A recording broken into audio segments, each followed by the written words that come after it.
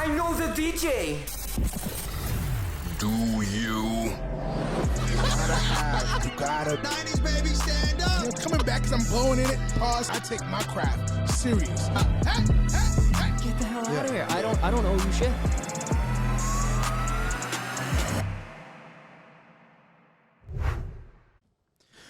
Welcome to episode 77 of But I Know the DJ, the original New England podcast discussing all things DJing, music, nightlife, business, and pop culture through the unfiltered opinions of host Snacks. GimmeSnax, baby. And Fingaz.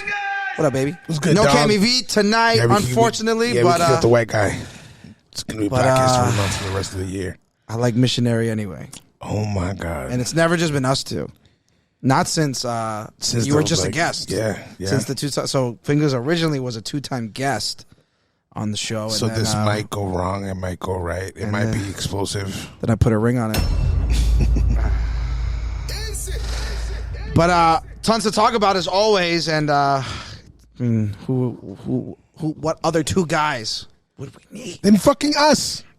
Fucking us. And you just want to open things up. You know, we talked previously on the show about the state of hip hop and them struggling to get a number one in the last year. That's finally been broken. Guess by who? As of recent. And if you haven't already heard the news, just take a guess of who would be the person to finally get the first number one in a year. I would in hip hop. I would not have guessed it. When Cammie, I think was the one who sent us the headline, and I was like, dude, what the fuck? But then I'm also not surprised. No, not at all. Because you know what?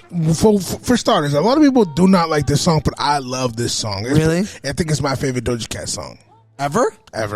Interesting. That sample for some reason is cool. just It's a smooth dope, beat. man. It is Doja Cat's "Paint the Town Red," which dropped pretty recently. Yeah.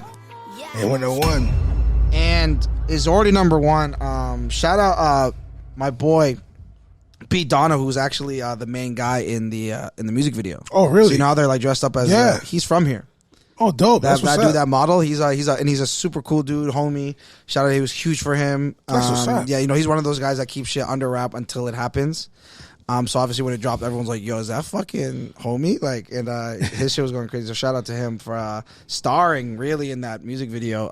But crazy. I mean, I think this song is a hip hop song. Yeah, obviously she is rapping and 100 BPM beat, and but it is pop rap, right?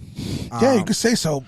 I think Doja Cat's a really good rapper. She's an all around artist. She's a dope artist. She's just a weird ass chick. She is. I mean, she's super eccentric and she doesn't give a fuck.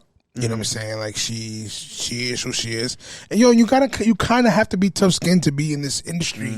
A lot of people looking at her like, "Oh, you're going at your fans," but a lot of people don't look at the comments and the things that they say to her. Like, you know what I'm saying? It's kind of messed up what the fans think they can get away with just because they have a cat, avatar on their shit. A lot of people think they can just talk shit and get away with it. I was gonna say the bars on this are like pretty explicit and direct. I said what I said. Yeah.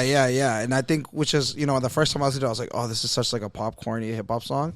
Until I was like listening to the lyrics, and I was like, oh, she's like, this is pretty aggressive, actually. Even her new song with people calling her a devil worshiper. People, shut up. Shut up. All right, this whole devil imagery shit's been happening for a while. She didn't invent it. I know the song's called Demons, but if you listen to the words, just like Paint the Town Red, it's talking about the industry. It's talking about all the stuff that's going on. A lot of people just see the imagery and they think that it's just, aside from it being the devil shit, like, it looks like a fucking movie. Like, I watched that shit and I was like, oh shit, this shit looks pretty fucking crazy. But a lot of people calling her a devil worshiper and shit like that. And I'm just like, all right, guys, listen, you guys take your kids to the Halloween store, dress them up as fucking, as a devil. Do we call you devil worshippers? Like, you guys go see fucking movies like Insidious and all this fucking exorcism shit. You guys go watch all that. You guys don't call the fucking directors fucking demons and shit like that and devil worshippers, you know what I'm saying? Which is a shame because this era of Doja Cat, she's already gone. She's only been around for like what, 5 years or something like that. Yeah, Bitch in Macau was 5 years ago, something like that. And she's already gone through multiple eras. Yeah. Very distinct eras. Her Say So era, oh my God. Her in that Say So music video but so fire. Which I like I like thicker. I like thicker Doja though. Oh my god, Doja when she first came out was fire. Thicker Doja was dope. But right now, I think all of the commentary and people, the kind of the pushback is taking away from the artistry. You know what I'm saying? Like, look, what she's doing, the music is good, yeah, and the visuals are really good. But unfortunately, people for some reason are just so caught up in like just the fact that maybe she's changing so much and not that cute, sparkly girl that she came out as. I'm not who you want me to be. Mm-hmm. And she's all about self. And she said it herself. She's like, those songs, I didn't want to do those songs. Those things, I can do those if I want to, but this is what I want to do. Right. And the fact that she's doing what she wants to do and still on top. Heavy on the radio. I know me and you on the radio. We play that track. Yeah, that was a lot. Yeah, definitely playing that song.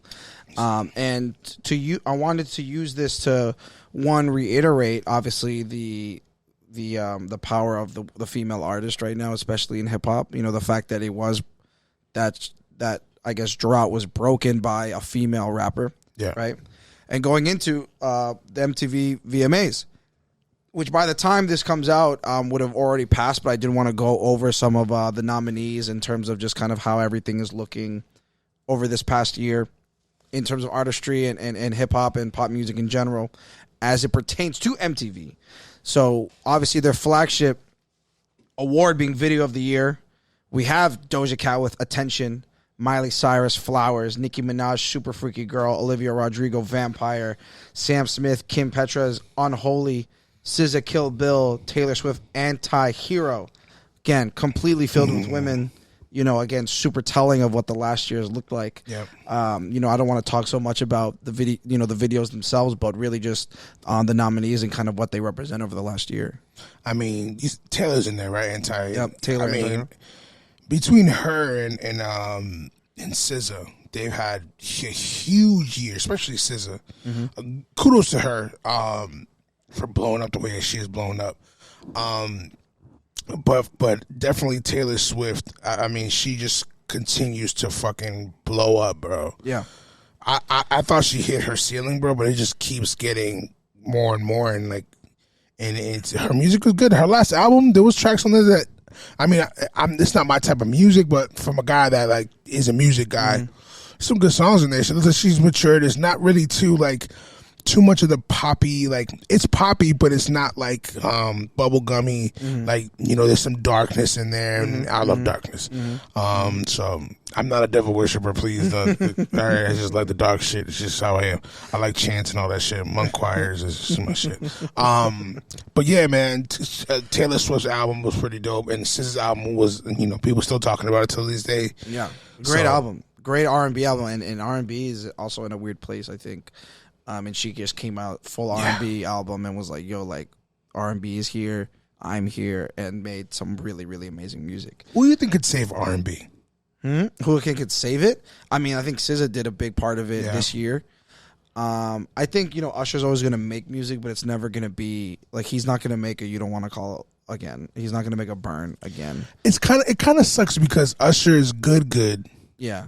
That's a great, like, that's kind of like Usher cloth. To me, it's just another New Flame.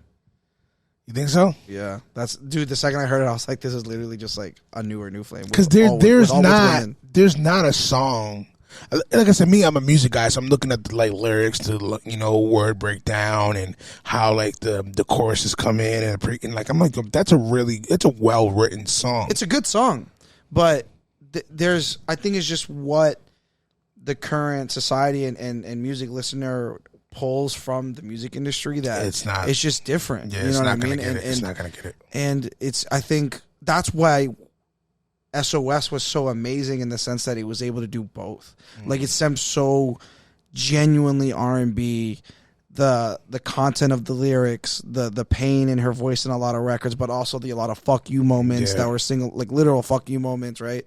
And also like a lot of them are just fucking bops. Like, I think she did really, really well. And I think that's that balance is the thing that is really difficult to do in R&B right now. Summer Walker was doing pretty well with it, but I don't think at that same level. And I think that's the thing that a lot of, especially the male R&B artists, are struggling to do. You have a Brent who, you know, is a little bit too far one way. Yeah. You know what I mean? Like he makes a lot of really good high quality R&B music where R&B heads really love Brent, and he's a great artist. But there's a reason he's not kind of transferring over to like a mainstream sense. Like SZA is doing like huge tours right now. You know, huge shows. You know, like so clearly she's reaching a lot of people. And then our GOAT, Chris Brown, is just in this gray area by himself. Yeah. But I feel like people keep him in a box because, again, we touched on this before, his past and what he's been through. So I think he's just in this gray area by himself that where, yeah, we'll acknowledge Chris Brown, but it's never to a point where he's catapulted. But he's also just like so like goated too. Like he's kind of like already in a different stratosphere where it doesn't really like matter. Yeah. You know what I mean? And with that being said, he just puts out so much shit that it's just all over the place. One, because he's talented enough, and two, just because like I don't know, I think he's already like cemented himself. So he's like, yeah, I'm gonna just fucking, if I want to do a dancehall record, I'm gonna do it. If I want to do a whatever, you know. True. I guess with all these award shows, I kind of want to see him glorified in a way. I'm sure it'll happen. Probably when it's too late. Yeah, I don't want us to lose someone like that, God forbid, and then they're glorifying him.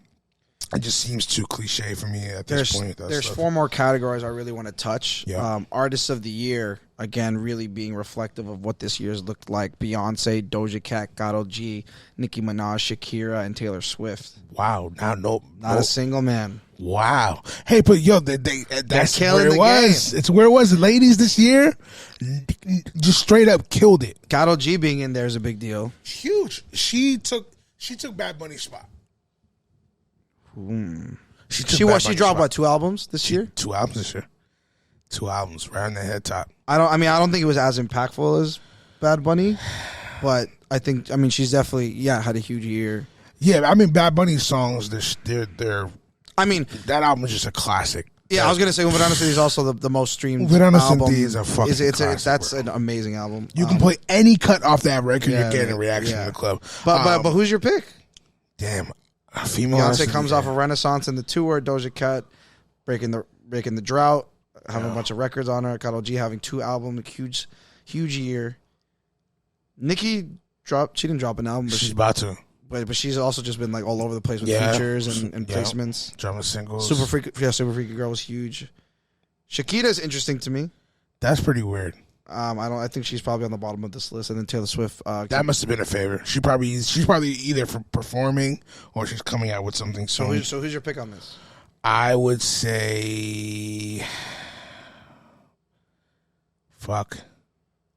I would say, Doja Cat. Really? Yeah. Huh? Just because she's been a balance of everything. I think she's missing the tour though. That's the only thing that's for me. For me, it was between Beyonce and Taylor. But she's doing it without the tour. She's on radio heavy. She's on streaming heavy. She's on, her videos are being played. She's super viral. She's in everybody's mouths. You know what I'm saying? Pun and unpun. So it's just like, I think she's just doing it, and she's doing it like in a raw way. Like, she's not giving into society shit. Like, she's not giving into like the industry shit. So my pick's gonna be Taylor. I'm gonna give Taylor the edge there. Song of the Year: Miley Cyrus, "Flowers." Olivia Rodrigo, "Vampire." Rema and Selena Gomez, "Calm Down." I think it's funny they have the Selena Gomez version. Sam Smith, Cam Petras, "Unholy." Steve Lacy, "Bad Habit." SZA, "Kill Bill." Taylor Swift, "Anti-Hero." This is tough because I would say "Calm Down." Just because Calm Down has become that track where you can play it anywhere. It's the new Joanna. It is the new Joanna. I think it passed Joanna. I think it was supposed to do. It did what Joanna was supposed to do. But Joanna walked so Calm Down could run. When Joanna dropped, Joanna was the one that kind of broke the mold for Afro a little bit more. I'm trying to think because I don't actually really love any of these songs except Kill Bill. But I'm trying not to let that get in. Bad Habit had a fucking moment. I actually really like that song. This could go really anywhere. I can't really pick one. Maybe just because of preference, I like Kill Bill, but I don't think that's going to win. Yeah, no, I don't think so either. Best New Artist. Now we're talking. This is where it gets into our wheelhouse. Glorilla, Ice Spice, Cali. I think it's Cali. She has the Aerial Coach joint. Huge new artist. Peso Pluma. Peso Pluma's in there. Pink Panthers. Wow. And Renee Rop. Bro, this could be easily Ice Spice, bro. Yeah, man. I think Ice Spice might take this one. Ice Spice is gonna take. I feel like Ice Spice. I think Ice Spice is the one. Every song she dropped has been It's huge. I think she's had the biggest year out of all of them. Yeah. Ice Spice. Lastly, best hip hop. Let's do it. Diddy featuring Bryson Tiller, Ashanti, Young Miami with Gotta Move On. DJ Khaled featuring Drake and Lil Baby, Staying Alive. Glorilla and Cardi B, Tomorrow 2. Lil Uzi Vert, Just Wanna Rock. Lil Wayne and Swizz Beatz, DMX, Can't Nobody. Metro Boomin, Future, Superhero. Nicki Minaj, Super Freaky Girl. Super Freaky Girl. No, that's not even. Just Wanna Rock? I Just Wanna Rock. Yeah. That'd be the one for me. Yeah, I think so too. But I feel like because Nicki's Nicki, she might pull it. It just got it just got to a point where like you can tell the favors. Like, yeah, the you Diddy, can tell Diddy, yeah. The Lil Wayne, yeah, like, no. those songs didn't ring off this year. So they were dope, but they didn't ring off. So by the time this drops, the VMAs would have already happened. So we'll see how close we are and how accurate we are with our predictions. But I'm into it, and it's always nice to kind of go through the kind of what we think of the last year and everything like that. So thanks for bearing with us, guys. Something else that has happened pretty recently, and I was actually in New York for it, was Electric Zoo, E-Zoo. Did you hear about all this? Yes. So now we're going into the EDM world a little bit. For those who don't know, Electric Zoo is a 3-day electronic music festival held on Randall's Island in New York over Labor Day weekend. And again, I was actually in New York when it was happening, except day one is canceled hours before the doors are supposed to open. The morning of is when they announced the cancellation of it. And it's because, what they said was they weren't able to construct the stages. They weren't able to make it happen and have it ready for the first day.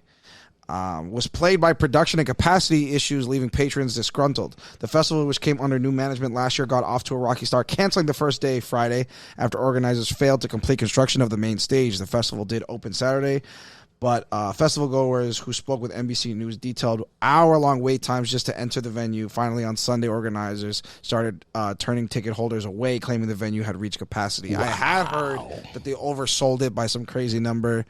And I heard that the will call on Saturday, because Friday didn't happen, was just over capacity. But I think the whole, you have your permits and stuff like that months and months in advance to not have a stage ready, a main stage ready. And E-Zoo is not a small festival anymore. They've really developed over the last 10 years and are really big festival, like really big acts go.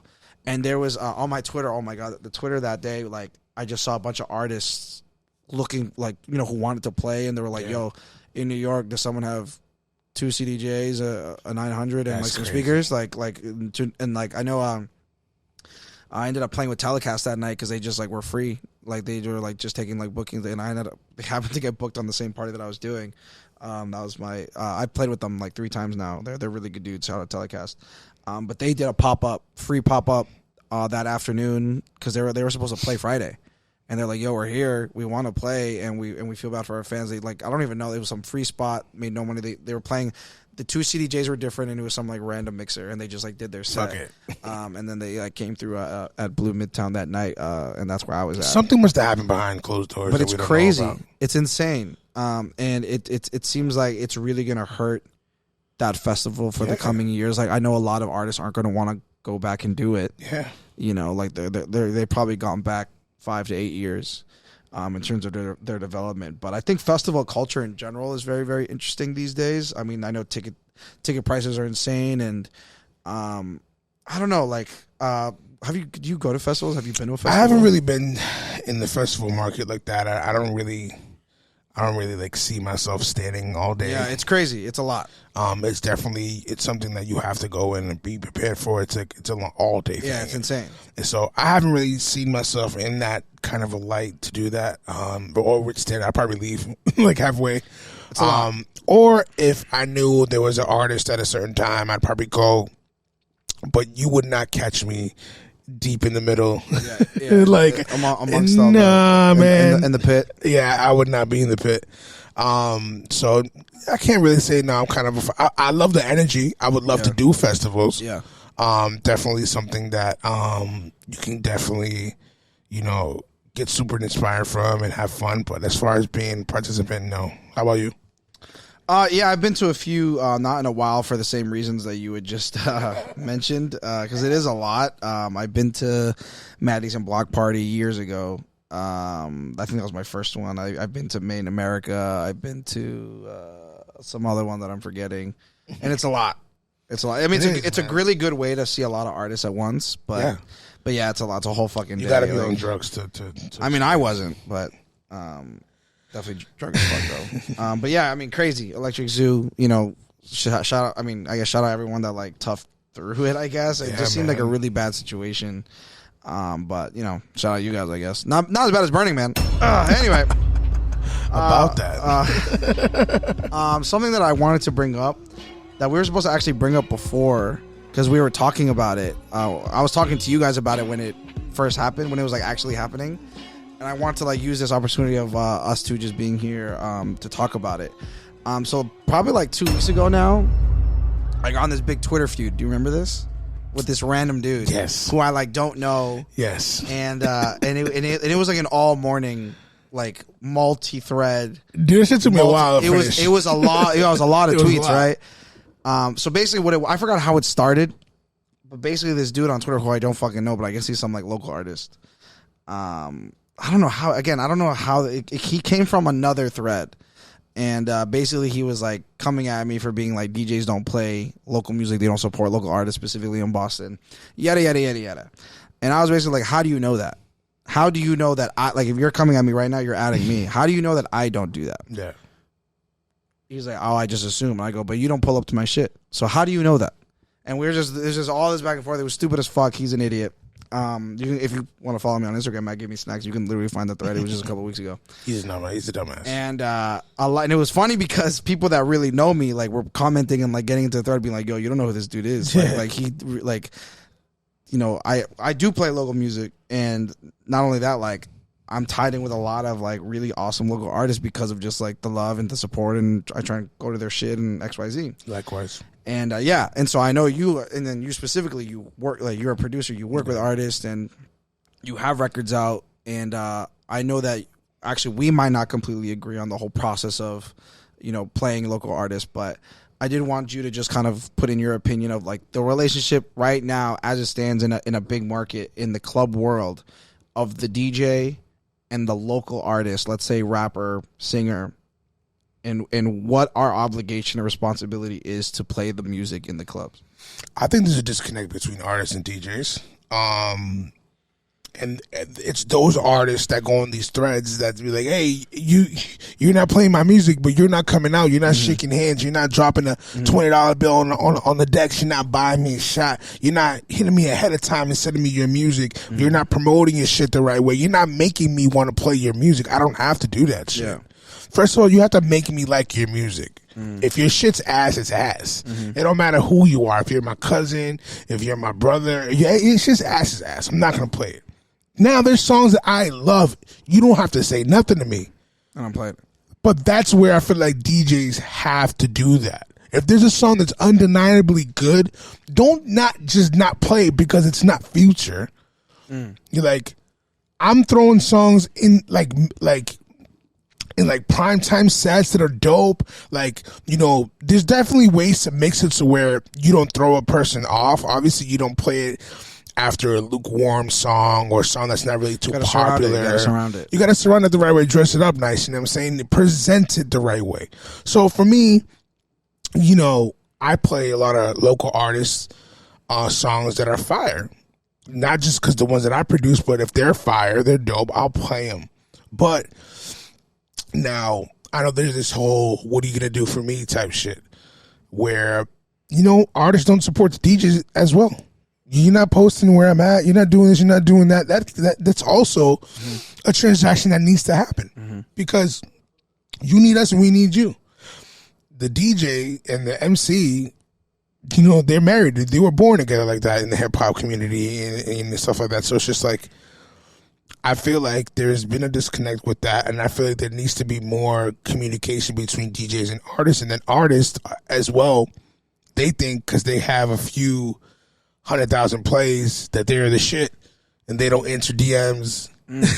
I have a funny story about that, actually. You know what I'm saying? I have a funny story that's like exactly like that. There was an artist, I guess a local artist that he makes trap music, and he's popular, I guess. I don't really know much about him, but there was one record that I thought was like I actually like really liked, and I was just like playing, like literally never met him, playing out of love, just for the record, and I was just playing it, right, and then he was at the club that I was at, and I didn't know until the let out. So I played the record and everything, and like just out of love, and then I was literally leaving the club, and this girl was like that I know was like, oh my god, hi, whatever, and I was like, oh hey, what's up? And she was like, oh, like I want you to meet my friend, and it was him, and I was like, oh shit, and I just go, oh yo, what's up, dude?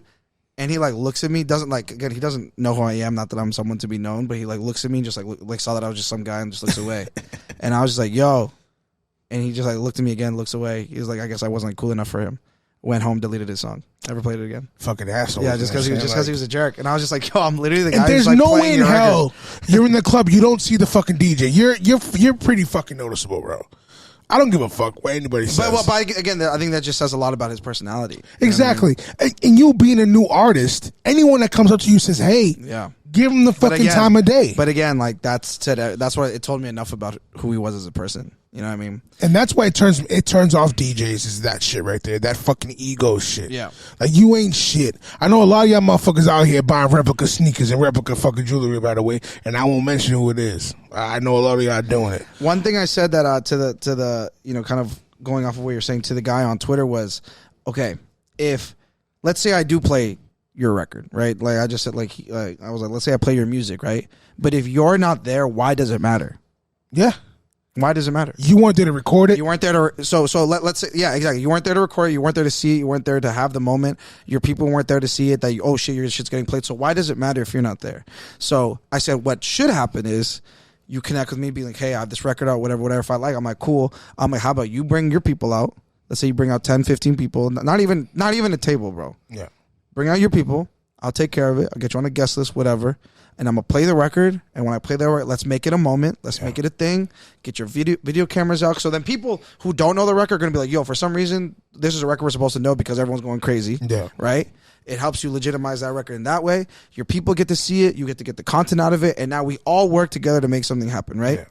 But that's not happening because, as you were saying, you're not communicating with me. You just want me to play the record and are mad that I'm not playing the record. But let's say if I did play the record, you would have no idea. So why does it matter?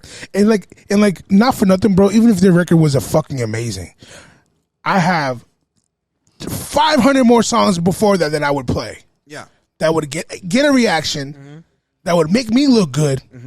And I'm not tossing up a gamble. You don't even want to create a relationship with me. You have to create a relationship with the DJ for them to want to be like, yo, this works right here. I can throw it in. Our minds work like that all the fucking time. I'm pretty sure you come across them. I can do it right here, but you know what? Nah, for what? Yeah. For what? Well, so I'm saying they're not here. You know? Yeah. So it's just like, bro, like. But I remember like Rosewood, babe, who's awesome, OG. You know, one time he was in the club and I had his records, you know, and I was just like, yo, he's out here showing love, played his record, dapped me up, took a video. Like, I was like, that's cool. You know what I mean? But again, if you're not pulling up, you're not in the street, then what do you expect, man? Yeah. Like, I'm just going to play your fucking mixtape that has 500 listens. Like, dude. Every fucking day. You know what I mean? So I thought it was just a very interesting conversation that is very prevalent, right? There's a lot of artists in any market that is mad at some DJ for not playing the record. Yeah. And something that he said to me was, because I said, why should I play it? I was just fucking, like, I was not fucking with him, but I was just like trying to get, I needed answers from him. He said, because it's your responsibility to play it. And I was just like, you have it so wrong, dude. As a club DJ, it's my responsibility to make sure the club is moving and making money. At that point, I would have been like, yo, okay, send me a song that it's my responsibility to play. Let me judge it. Let me listen to it real quick. Guarantee I'm turning it off the first 2 seconds. But you see what I'm saying? So if your song is not going to get motion, then my responsibility is to turn the song the fuck off. Yeah. So then what are we talking about? You guys don't even put enough time into creating the fucking music.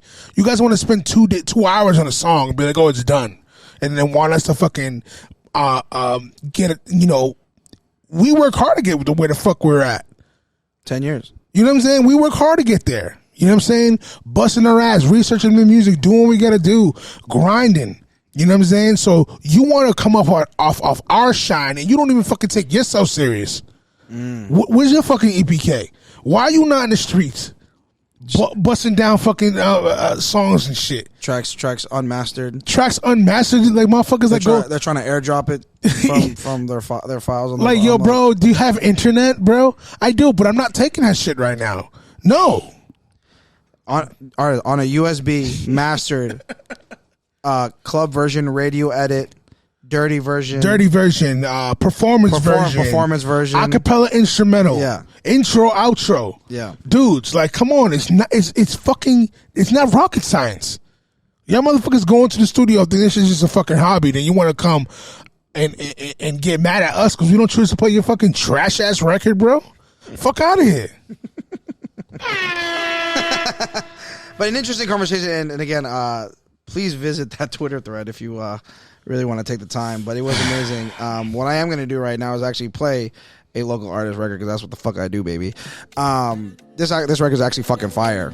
This is Way Up Rui, African homie. Nice. You would think it was a Wizkid. Song's called Pana. Got me the first 2 seconds. It's fire. It's fucking mastered correctly. It's a great record. Fucking clear. So thank you so much for listening. Episode 77.